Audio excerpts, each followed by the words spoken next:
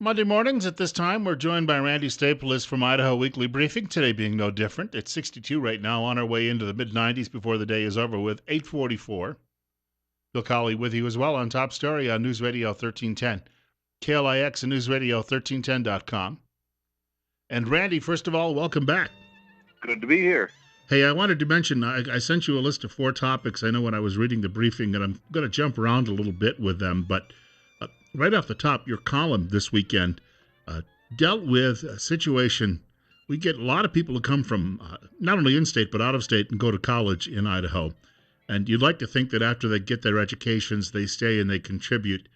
But the numbers maybe aren't terrible, but it's still not, the retention rate is still not great. A lot of these people finish up, and as soon as within 5 years they're gone, they've left Idaho.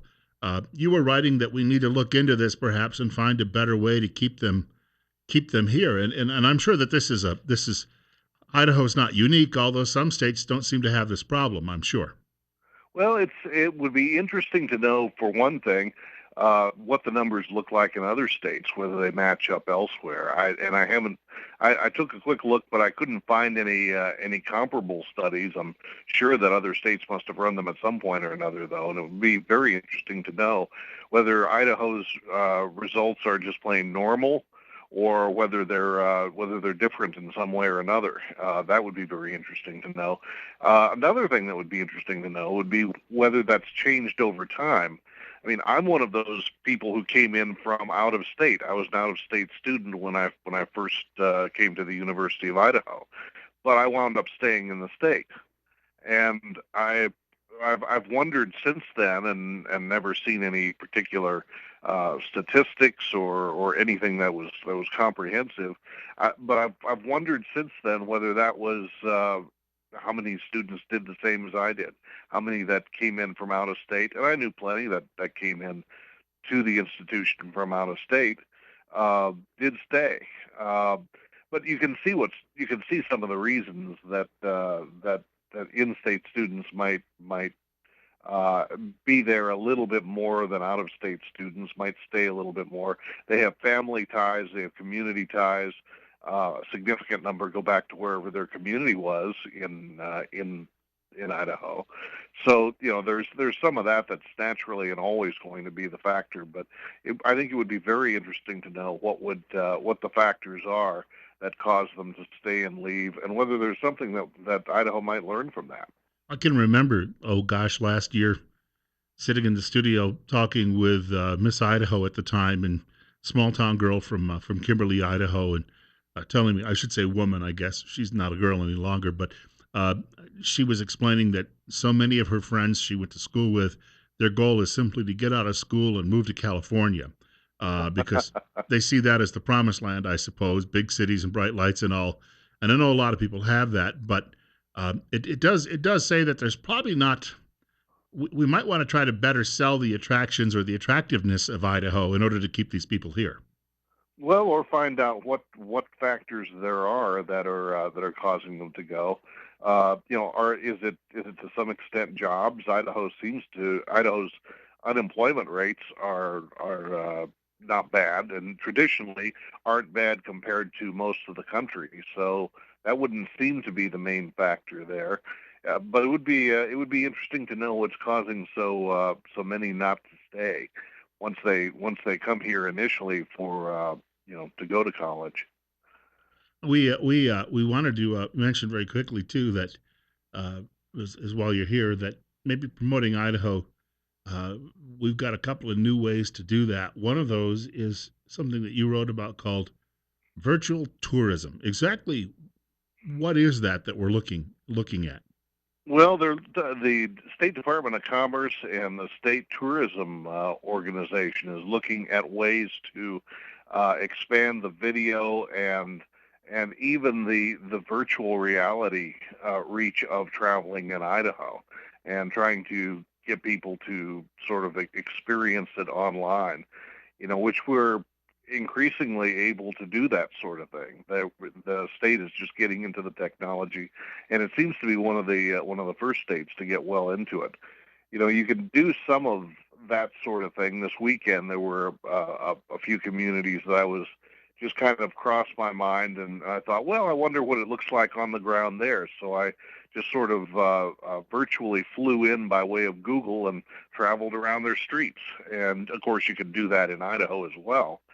But this is, I gather, intended to go somewhat beyond that, aim at some of Idaho's better tourist sites, some of the pretty sites, and there are a lot of them to choose from. It'll be kind of interesting to see how far they're able to take it, but the technology is certainly expanding rapidly enough that there could be some benefit there. Of course, if you take it too far, then you then you lose some incentive to actually get in your car and travel the distance. It's funny because over the weekend I posted some photographs from Craters of the Moon on my Facebook page, and I had a friend from out of state saying that he desperately wants to move here, but his family won't come. But every time he sees the photographs that I take and post, that he shows them to the family, hoping that that will sell them on it. He's not quite there yet, I guess, but he's getting closer. Well, you can do more of that kind of thing now, obviously, than was the case, and I see on Facebook from people in Idaho travel around the state, take lots of pictures wherever they go, and a lot of them are. You don't have to be a great photographer to take some really spectacular pictures in a lot of areas around the state. No, ever really since we went into digital photography, no one has to be a great photographer because you can correct it afterward. Cropping really helps. Uh, another piece you had that really got my attention, and I understand this is becoming a serious problem, not just I think statewide, but really across the country. Got a big fire burning north of Idaho City right now, and they're having difficulty because you've got people who are flying these private drones in the area. And of course, if you tried to put a fire out by air, a drone in your way could be quite tragic. Uh, I'm going to guess that by the time we get to the next legislative session, someone is going to be addressing this. There's the whole area of drones is something that it really needs to be addressed, and it's one of those areas where there ought to be a law. There really kind of needs to be some rules set up for where you can fly them, when you can fly them, what the circumstances are, what you have to do under certain conditions.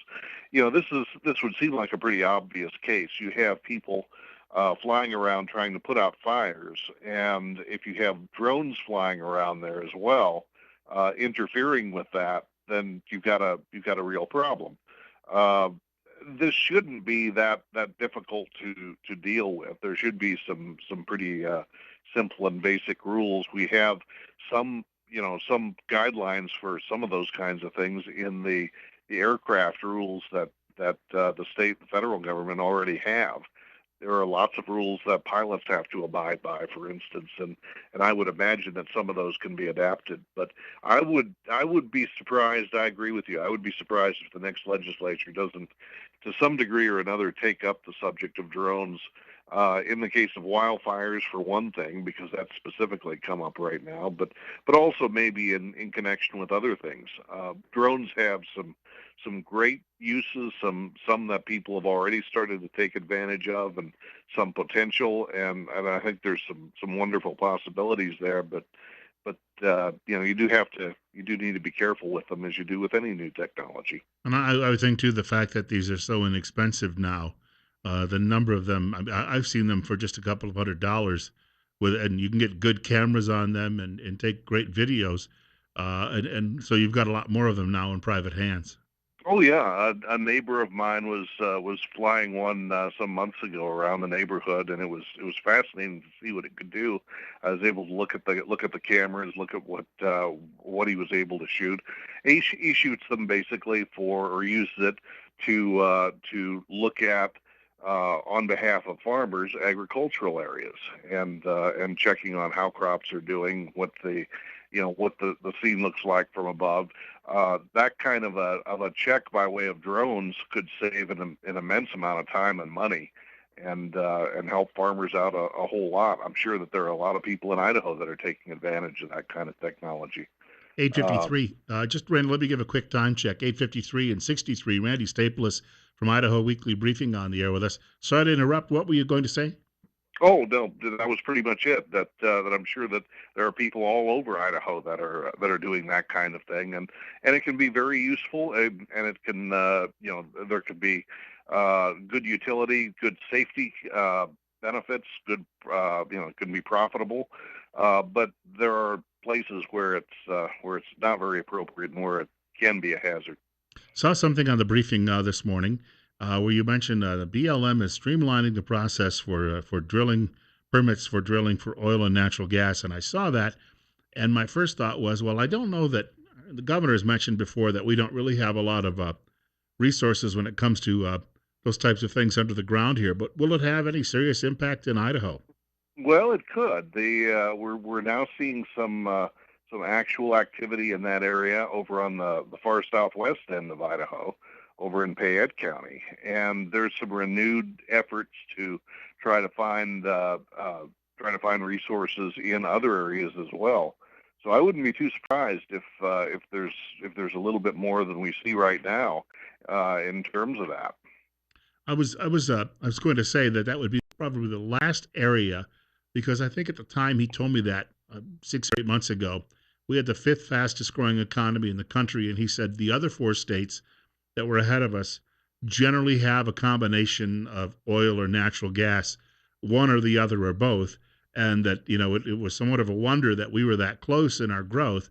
But if we suddenly found a big deposit of natural gas under the state, you're talking about a boom to probably an area of 3 or 4 counties that would get a ripple effect from all of that. That's exactly right. That could very well be the case.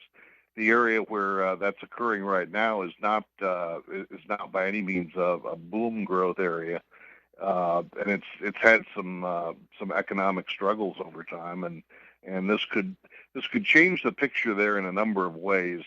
Some of them positive, and but a number of residents in the area would point out that there could be some negative impacts as well. But in any event, it looks to be at this point kind of a coming thing, depending on what the prices are, because whether you want to get something out of the ground, whether you want to extract some substance from underground, always depends on how much money you can get for it on the other end. So whether it's profitable or not, I got a and quick comment to make to you about you mentioned Mike Crapo's town hall schedule, and you yes. mentioned he's going to be visiting Atomic City, and I was there over the weekend.